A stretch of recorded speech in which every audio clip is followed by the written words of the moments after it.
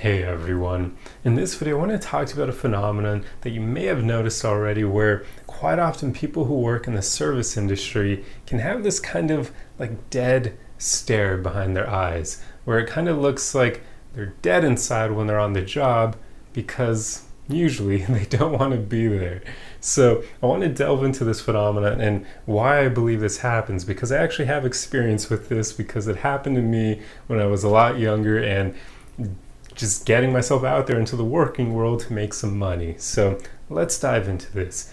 A lot of people who work in the service industry over time have this tendency to develop that dead stare. And it's usually because of apathy, because as a coping mechanism for dealing with so many people on a daily basis, you find that it's easier to cope with all the emotions of interacting constantly with others by just kind of shutting yourself off, by not really feeling your emotions and kind of just disconnecting from what you're doing.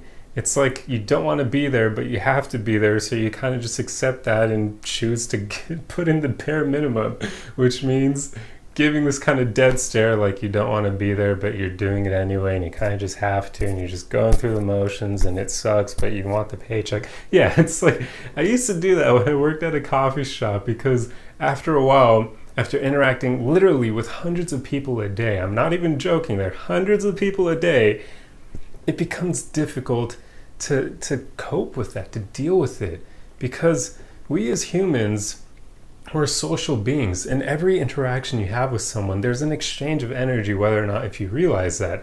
And when you're dealing with hundreds of people a day, it just becomes really draining by the end of the day. It's like mentally taxing because of all that energy that you're investing into these tiny conversations with people who quite often don't really care about you. So it's difficult to process all those emotions, especially in fast-paced environments that are high stress. Like I was working at a coffee shop. That's a very high stress environment because you have a lot of people coming in and you have a lot of people ordering things, and you have to make all their orders incredibly quickly so they don't get pissed off and stop coming to the coffee shop, right? So after a while, you just kind of turn off to deal with it all. That apathy is not really a choice that people make consciously because they want to not feel their emotions. It's because they don't know how to deal with them in a better way in the moment. You don't really have the time to process your emotions when you're working a service industry job that's fast-paced. So over time, I have noticed, and a lot of other people who work in these industries, you see them kind of get that like dead stare behind their eyes. And yeah, it can suck to see, because to the outside viewer, it kind of looks like that person is just given up on life. But I can guarantee they do not look like that once they're off the job. It's just something that shows up when they're working because they probably don't like the job. They don't really like most of the people they interact with. They're just there for a paycheck. So they cope with it by becoming apathetic. But as soon as they're off work, I'm sure that they become a happy and fun individual again. It's just a way of dealing with situations that you don't want to be in. But yeah, I mean, I experienced it a lot myself, and I even remember one of my really close friends now, who was a coworker of mine back at the time. We met at the coffee shop. She was an awesome supervisor. She used to kind of get mad at me when I'd become apathetic because she didn't like it. She's always been a really cool person who's more deep than others. So like we talk about consciousness and that sort of thing and try to delve into the secrets of like humanity and whatnot. So she never enjoyed seeing me have that like dead stare behind my eyes because she knew there was so much more to me. She knew that I was an emotional being and capable of discussing things and having deep conversations and talking about emotions and all that sort of thing. But on the job, I, after a while, couldn't find a better way of coping with it than just turning off, because you literally interact with hundreds of people a day. Like, I'm not even joking, hundreds of people a day. That's a lot to take in.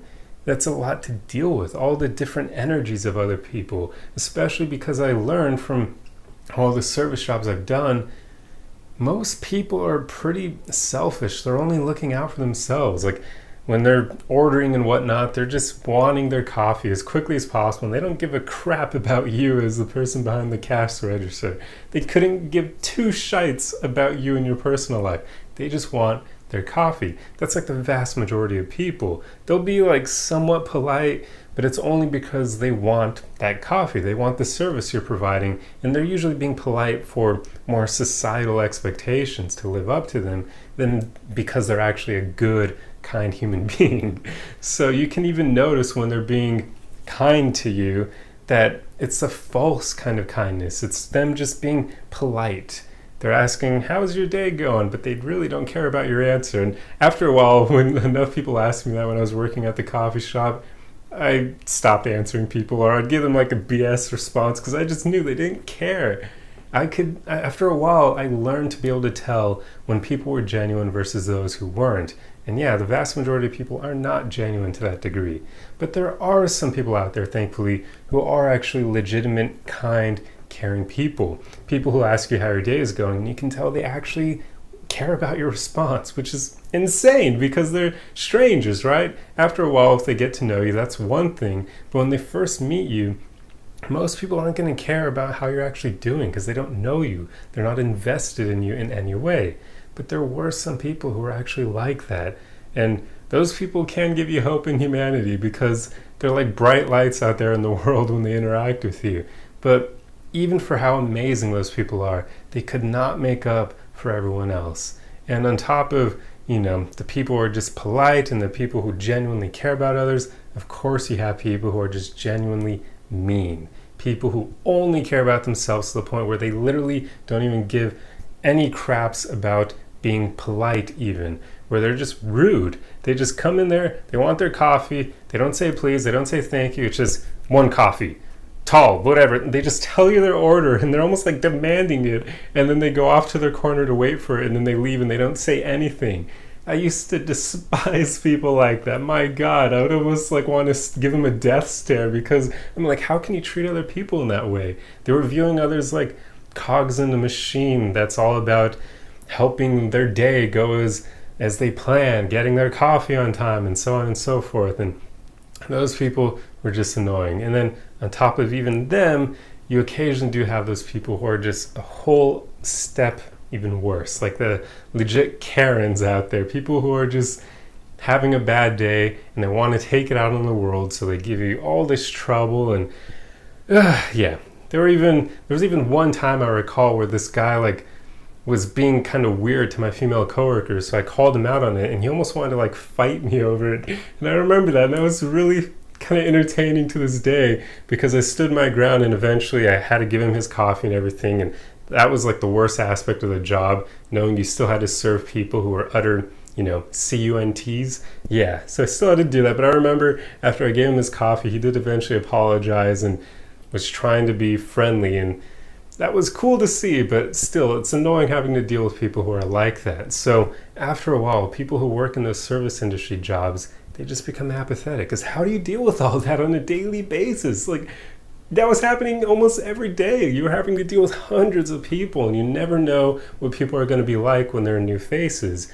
Of course, you get to know the regulars, and some of them are cool. Others are like those ones who I told you just demand crap, and then they never even know your name.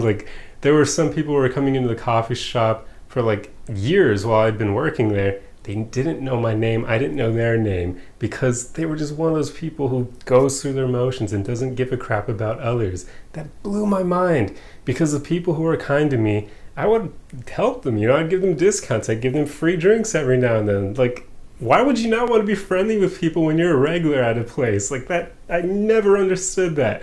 If I was a regular somewhere, I would want to get to know all the people because why the hell not? You're going there every single day, right? So yeah, after a while you can see how this starts to desensitize you to other people, how it starts to make you find ways to cope with the stress of dealing with all these strangers on a daily basis. It makes a lot of people become apathetic because that's pretty much the easiest way to deal with it all. And that ended up happening to me. I got that dead stare behind my eyes made me look like I didn't want anyone to interact with me, because I really didn't. And yeah, you just get tired of it all. But I really just wanted to make a video to talk about this, because I don't really see people talk about it much, but it is something that exists out there. And I'm sure there are a decent amount of you who've probably had service industry jobs yourself, so you know what it's like. So yeah, I just wanted to speak to this and hopefully open the eyes of people who've never worked in the service industry, and why so often people say you should, just because of the way that it can help you grow as a human being. It can help you be kinder to waiters and cashiers and whatnot, because you realize what it was like to be doing what they're doing, and that empathy is going to make you a better human being, because you'll start to treat others more like human beings. In fact, I'm at a weird place because of all my work experience, where I'm more likely to be kind to a cashier and a server than I am to like a random stranger I meet on the street. I just have even more empathy for them because I know the struggle. So there you go. But yeah, that's pretty much all I wanted to talk about in this video. It's kind of a more stream of consciousness one, but hopefully you got something out of it. I don't know what, even if it's just a glimpse into why you should be kinder to other people, especially people who are working, because they're a captive audience, and quite often they don't want to be there. They're just trying to make money to support themselves. So be kind to them. It's the least you can do. But anyway, hope you enjoyed this video, and if you like content like this, be sure to subscribe for more. Otherwise, the easiest way you can help me out is just to throw a like and a comment on the video for the algorithm, and I will see you guys in the next one. Arrivederci!